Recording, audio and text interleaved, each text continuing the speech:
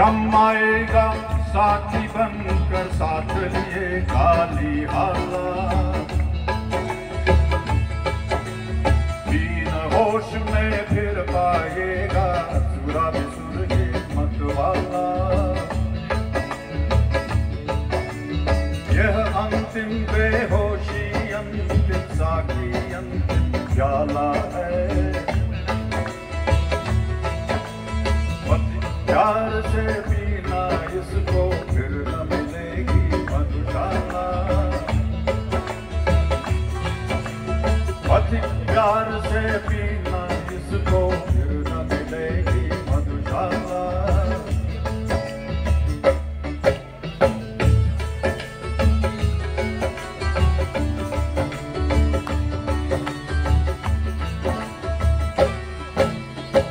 मेरे अधरों पर हो अंतिम वस्तु न तुलसी दलहाला। मेरी जिह्वा पर हो अंतिम वस्तु न गंगा जलहाला। मेरे शव के पीछे चलने वालों याद से रखना, राम नाम है सत्य न कहना, सहना सच्ची मधुशाला। राम नाम है सत्य न कहना, कहना सच्ची मधुशाला।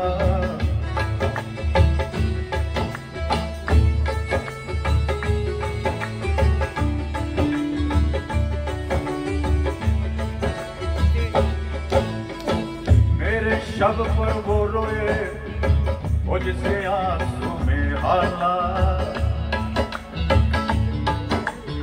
आग भरे वो जो हो सुरभित मदिरा पीकर मतवाला। दे मुझको वे कंधा जिनके पदमद जगमग होते हो,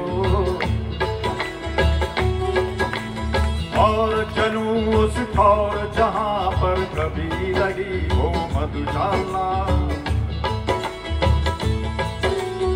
और चलूं उस ठौर जहां पर कभी रही हो मधुशाला।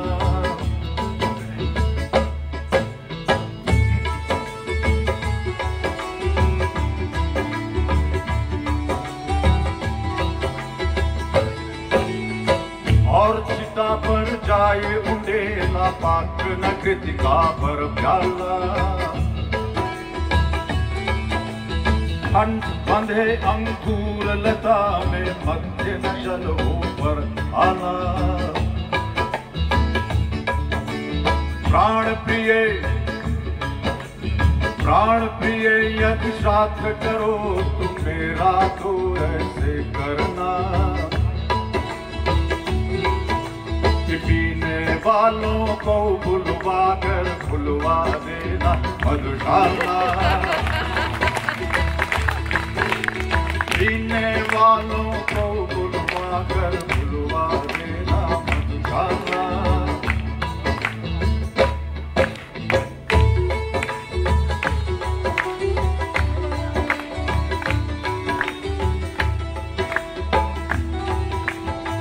मधुशाला 1933 में लिखी गई थी और अब तकरीबन 80 साल होने को आए उसको, लेकिन उसकी जो लोकप्रियता है आज भी कायम है।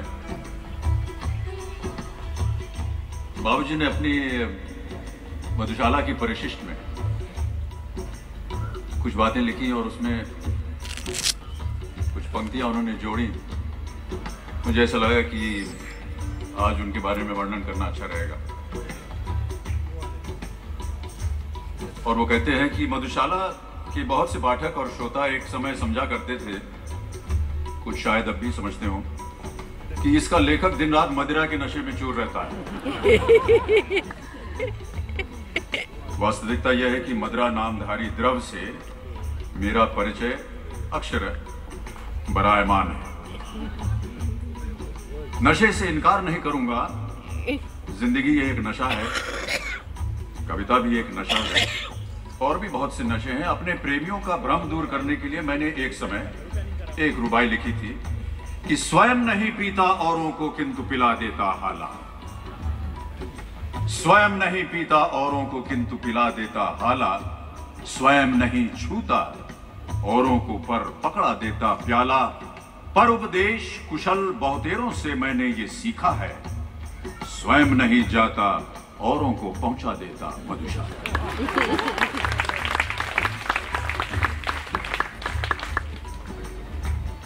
फिर भी बराबर प्रश्न होते रहे, आप पीते नहीं तो आपको मदिरा पर लिखने की प्रेरणा कहां से मिलती है?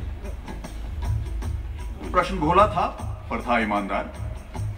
एक दिन ध्यान आया कि कायस्थों के कुल में जन्मा हूं, कायस्थों के कुल में जन्मा हूं जो पीने के लिए प्रसिद्ध थे, यहां है अब भी। चंद बरदाई की रासों में कभी पढ़ा एक छप्पे की याद आ गई। पृथ्वीराज रासो के अंतिम समुल्लास में शहाबुद्दीन गौरी के दरबार में अंधे कर दिए गए पृथ्वीराज चौहान जब शब्द वेदी बाण चलाने को बैठे थे, तब चंद बरदाई उनके कुछ धर्म नीति का उपदेश करते हैं। तो उन्होंने उसमें लिखा था कि खत्री होए प्रधान खाए खंडव दिखरा। क्षत्रिय को अगर आप प्रधान बना देंगे तो खूब खाएगा और तलवार दिखाएगा। साहू होए प्रधान भरे घर राज थमावे। साहू को अगर आप प्रधान बना देंगे तो अपना घर भरेगा और राज जो है दूसरे को थमा देगा। और कायत होए प्रधान अहो निसी रहे पियंतो। तो सोचने लगा क्या पूर्वजों का किया हुआ मधुपान मुझ पर कोई संस्कार न छोड़ गया होगा। भोले भाले लोगों को बहलाने के लिए उन्होंने एक और रुबाई लिखी कि मैं कायस्थ कुलोद्भव, मेरे पुरखों ने इतना ढाला कि मेरे तन के लोहू में है 75% हाला। पुश्तैनी अधिकार मुझे है मदिरालय के आंगन पर, मेरे दादों परदादों के हाथ बिकी थी मधुशाला। ये स्टोरी सुना रहे हैं, पोयम जो उनके पापा ने लिखे थे। अंत में एक रुबाई और वो लिखते हैं कि जिस समय मैंने मधुशाला लिखी थी उस समय मेरे जीवन और काव्य के संसार में पुत्र एवं संतान का कोई भावना केंद्र नहीं था। अपनी तृष्णा की सीमा बताते हुए मृत्यु के पार गया, पर श्राद्ध तक ही। अभी आपने सुना प्राण प्रिय यदि श्राद्ध करो तो। जब स्मृति के आधार और आगे भी दिखलाई पड़े तो तृष्णा ने वहां तक भी अपना हाथ फैला दिया और उन्होंने लिखा कि पितृपक्ष में पुत्र उठाना अर्ध्य न कर में पर प्याला। बैठ कहीं पर जाना गंगा सागर में भरकर हाला। किसी जगह की मिट्टी भीगे, किसी जगह की मिट्टी भीगे, तृप्ति मुझे मिल जाएगी।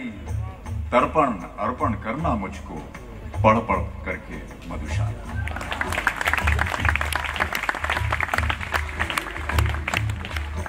मैं आशा करता हूं कि उनकी कविताओं को पढ़ पढ़ करके आज मैं कहीं न कहीं उनकी आत्मा को तृप्ति पहुंचा रहा हूं।